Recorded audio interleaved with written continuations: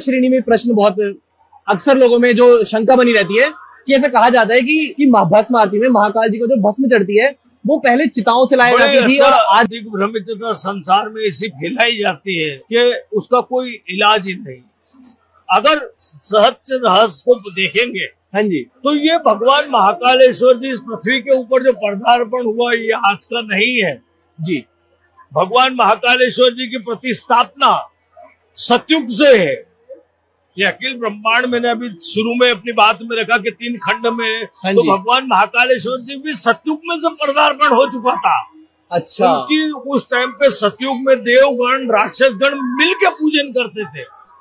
और भगवान ने अपने शरीर पे भस्म को जो अंगीकार किया है वो सबसे पहले सती की भस्म को अपने शरीर पे अंगीकार किया है। अच्छा, क्योंकि संसार में सबसे ज्यादा भगवान शिव का अगर कोई ने भजन किया है तो सती ने किया है।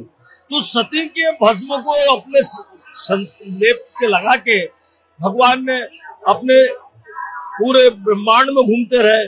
फिर 52 शक्तिपीठ के निर्माण हुए, 12 ज्योतिर्लिंग के निर्माण हुए, सब अलग अलग कहानियां हैं, अलग अलग। बहुत टाइम हो जाएगा, आप हम रात भर भी बात करेंगे तो भगवान शिव के रहस्य की बात नहीं कर सकते। कुछ चीजें बात कर सकते हैं। तो भगवान शिव की उस टाइम जब देवगण आराधना करते थे और राक्षसगण आराधना करते थे, तो भगवान शिव के ऐसे महाभक्त हुए। तो भगवान ने विचार किया कि ये मेरे शिव भक्त हैं, इनको संसार में जगह कहाँ मिले। अच्छा, इनके शव की मृत्यु के पश्चात इनको स्थान कहाँ पे मिले जी।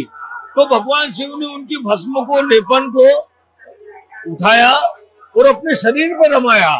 तो भगवान ने उन भक्तों को सम्मान देने के लिए, भगवान शिव के भक्तों को सम्मान देने के लिए भगवान शिव ने अपने रोम रोम में स्थान दिया है उनको। अच्छा, तो जब यहाँ पे राजा विक्रमादित्य का राज हुआ, अच्छा, राजा विक्रमादित्य का जब राज हुआ, विक्रम संवत 2081, विक्रम संवत 2081 चल रहा है। हाँ जी, तो 2081 साल पहले, हाँ जी, राजा विक्रमादित्य ने जब यहाँ पे राज किया, हाँ जी, तो उस टाइम पे उनने आम इंसान की भस्म को, यहाँ पे भस्म कुंड बनी हुई थी, उस भस्म कुंड के अंदर भस्मी लाते थे शमशान से भगवान के भक्तों की, और उन भस्म को इसमें डाल देते थे और इसमें से भस्मी निकाल के वो भस्मान के ऊपर अंगीकार करा देते थे। मतलब विक्रमादित्य भी कराते थे ऐसी आरती? तो उस टाइम की बात थी। अच्छा, राजा विक्रमादित्य ने तो प्रतिबंधित किया कि युगों के परिवर्तन से मनुष्यों की प्रवृत्तियों में भी परिवर्तन है।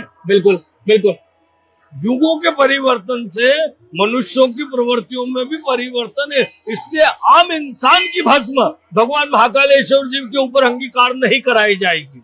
तो राजा विक्रमादित्य ने प्रतिबंधित कर दिया था। अच्छा, तो उसके बाद से गाय के शुद्ध गोबर के कंडे की भस्म बनती है। अच्छा, यही है पीछे। अच्छा, हमारे मंदिर के शिखर में जैसे ये स्ट्रेचर दिख रहा है, हाँ, जैसे स्ट्रेचर मंदिर के पश्चिम में पीछे की तरफ है। अच्छा, वहाँ पे भस्म कुंड आग भी अग्नि प्रज्वलित रहती है। अच्छा, वो भस्म भगवान के पास में उनकी सानिध्यता में उनकी धुनी में से बनती है। अच्छा, और उसमें से निकाल लेते हैं, फिर कंडे रख देते हैं। वो जो अल्टरनेट चल रहा है आदि अनादि टाइम से चला आ रहा है। अच्छा, एक जैसा चला आ रहा है, सतत चला आ रहा है।